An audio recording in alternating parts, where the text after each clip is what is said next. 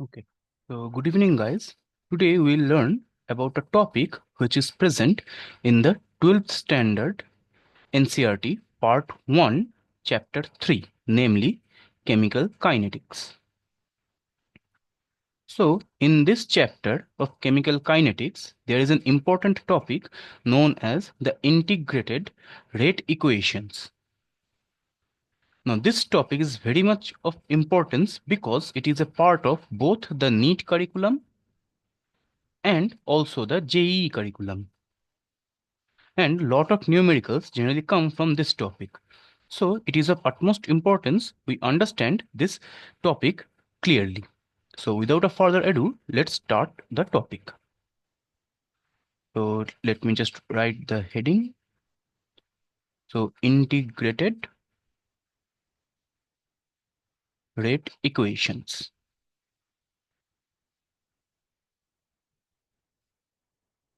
Now, as the term or name suggests, integrated rate equation, so in this topic, we will be concerning ourselves with the rate equation, but the reaction can be of different order. So for this specific topic or for this specific purpose, I am taking a reaction which is of first order. Now, as you guys know already, reactions can be of different order. For example, they can be of zero order, first order, second order, or even negative, or even fraction also. So to keep things in a simple manner, I am selecting a reaction which is of first order. So let's think of a reaction where A is a reactant which is transforming into product P. Now, as this is a first order reaction, so we can simply say that the rate of the reaction is equal to K into concentration of A raised to power 1, and hence I am not writing anything here except for 1. Now, I think you guys can see here there is a term known as integrated. Now we all know integration is a part of calculus. There are two types of calculus, integration and differentiation. Integration and differentiation. So in order to get the integrated rate equation, we first need to start from the differential rate equation. So I'm going to write this or modify this expression with respect to the differentiated rate equation. So if I write the differentiated rate equation, it will be dA by dt is equals to K into concentration of A. Means the LHS, left hand side of the reaction or the left hand side of this equation, I have changed it into the differential form. The right hand side of this equation remains the same. Now there might be some questions arising as I have written in this form. So first things first, why there is a negative sign here? Well, the reason for that is, let's say we have started the reaction with 100 molecules. Let's assume. Now at the start of the reaction, obviously there are 100 molecules of the reactant A. But as the time progresses, we know that this 100 molecule of A will be decreasing to, let's say, 90, and then to 80, then to 70, and so on and so forth until and unless equilibrium is reached. So we can see that there the amount of A or the concentration of A is in a decreasing trend. So in order to justify or imply the decreasing trend, this negative sign is incorporated in the differential rate equation. And why is there a dt term, or why is there a t term in the denominator of the LHS of the equation? Well, as you guys know, or let me just explain it here. So the rate of the reaction, we basically measure it with the passage of time. So that means we are basically measuring the decrease or increase in the concentration. Well, obviously we are, in this case, we are concerned with the reactant. So in the case of the reactant, it will be a decrease in the concentration of the reactant, decrease in the concentration of the reactant with the passage of time. So as time is important here, or we are measuring the rate of the reaction with the passage of time, so that is why the time part or dt term is in the denominator and the concentration of the reactant or dA term is in the numerator. So that's how we write the differential rate equations.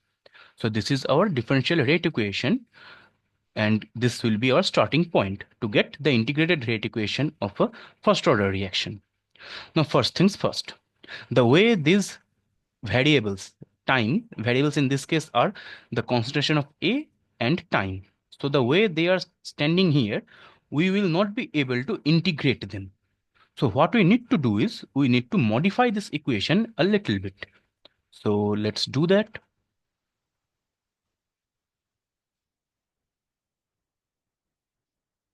And if we do that, we will get this. So in this case, I have done nothing except I have just changed the sides of this dt term and this A term.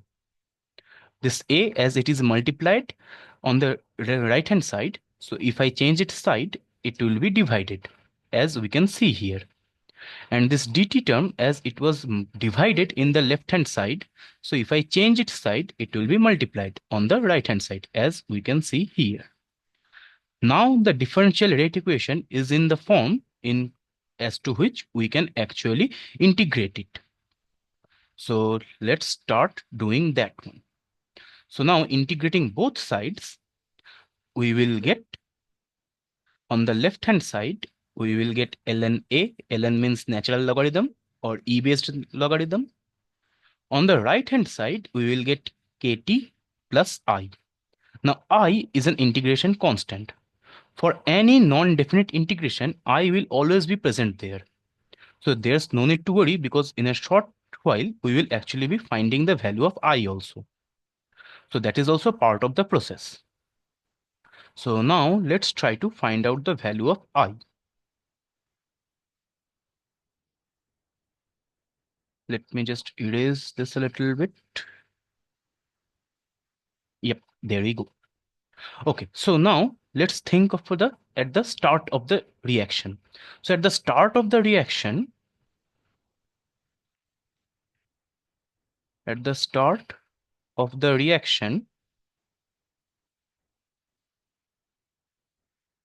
T was obviously equals to 0.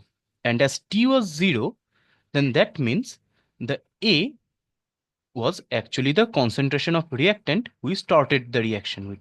So that makes A equals to A0, where this A0 signifies the initial concentration of the reactant A.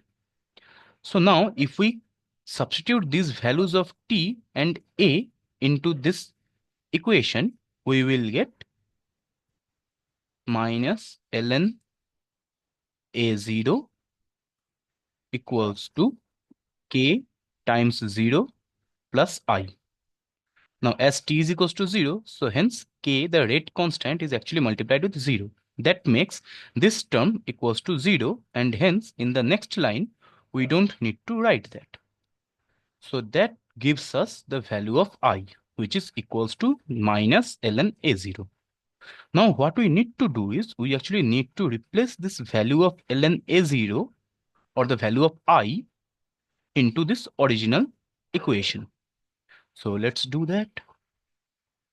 So if we substitute the value of I, we will get minus ln A is equals to kt minus ln A0. Now if we change the sides of ln A0 from the right hand side to the left hand side, we will see that the minus sign in front of ln A0 will be changed to a positive sign. So that gives us positive ln A0 minus ln A stays as it was. And on the right hand side, we have K times T. Now, as per the laws of logarithm, we can write it in this format.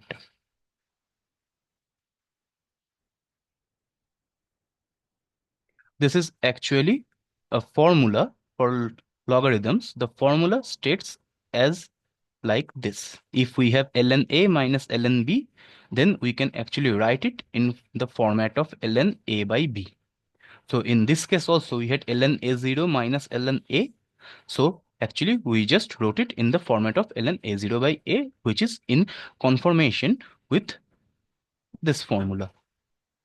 So now we need to change this thing a little bit further. Why?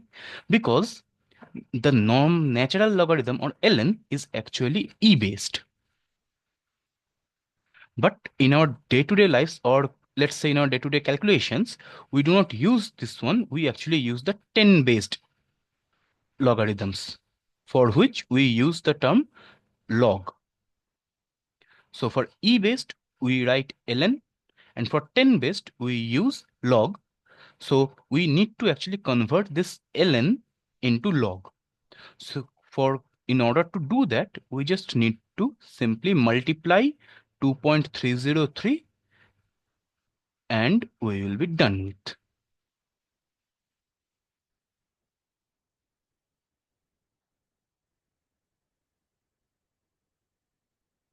Now, this is although an actual formula, but in order to get the working formula, we need to go one step further.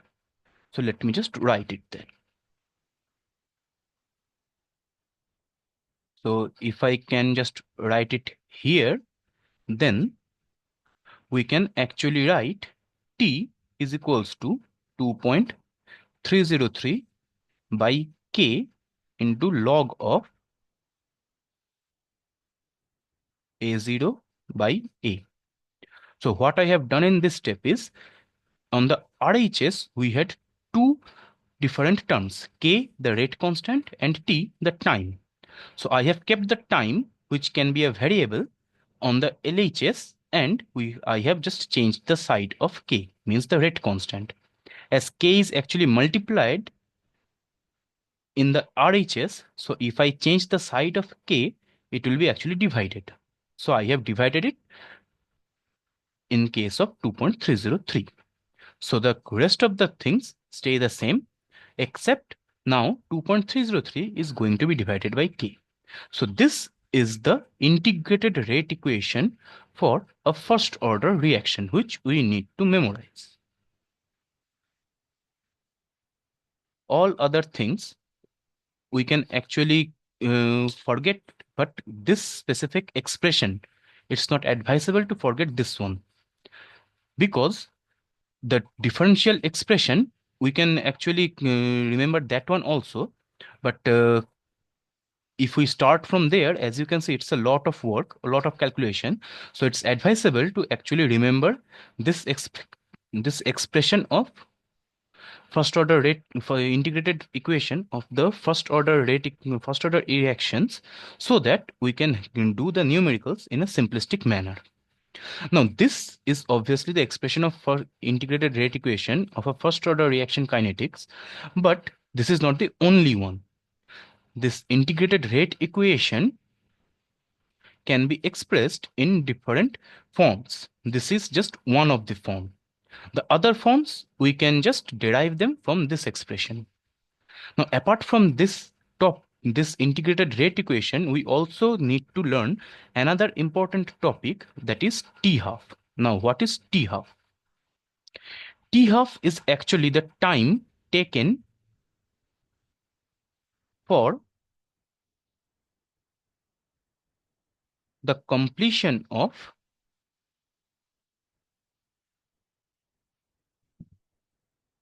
50% of the reaction. Or we can understand it in another way, that let's suppose we have taken 100 molecules of our reactant A. So by the time this initial concentration of 100 molecules gets reduced to 50 molecules, means the half of the initial concentration, the time taken for that conversion will actually be our T half. So at T half, we can essentially write that at T half, our A is actually A0 by 2. So we need to find the expression for T half for the first order rate equations also, first order reactions also, which we will do by starting from this specific rate equation. So let's get into that. So as we know, or as we derived earlier, T is equals to 2.303 by K into log of A0 by A. Now at T half, we can write 2.303 by K into log of the A0 at the numerator remains the same, but this denominator A gets changed to A0 by 2. Now this 2 will actually be multiplied at the numerator, means here, if we do the simplification. So both A0 and A0 get cancelled.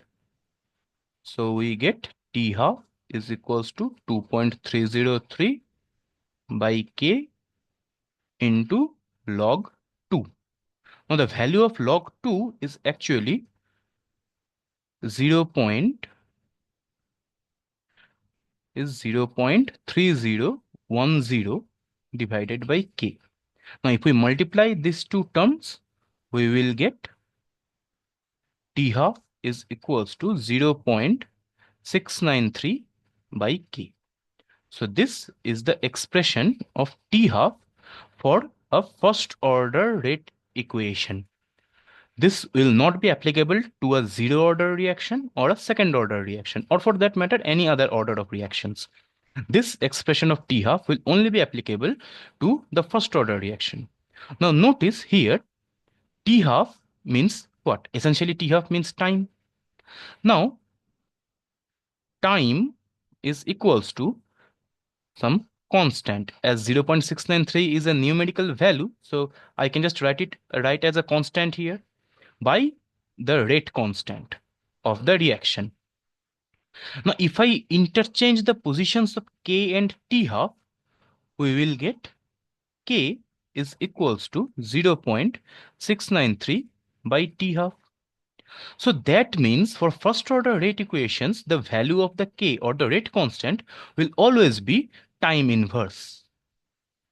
Now this time may be in second inverse or minute inverse or hour inverse, or for that matter even days, months, years, doesn't matter, but it's always going to be time inverse specifically for the first order rate equations. So these are the specific points which we need to remember while solving the numericals. I hope you guys don't have any problem up until now. So if you do not have any problem, so let's get into some numericals.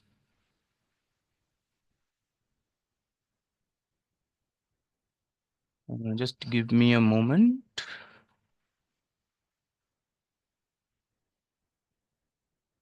Yep. Yep, there we go. So I have actually taken 3 questions. 2 of them are of NEET level and 1 is of JEE level. So for starters, let's solve only the first one. So let's first read the question. So for a first order reaction, A2 products, initial concentration of A means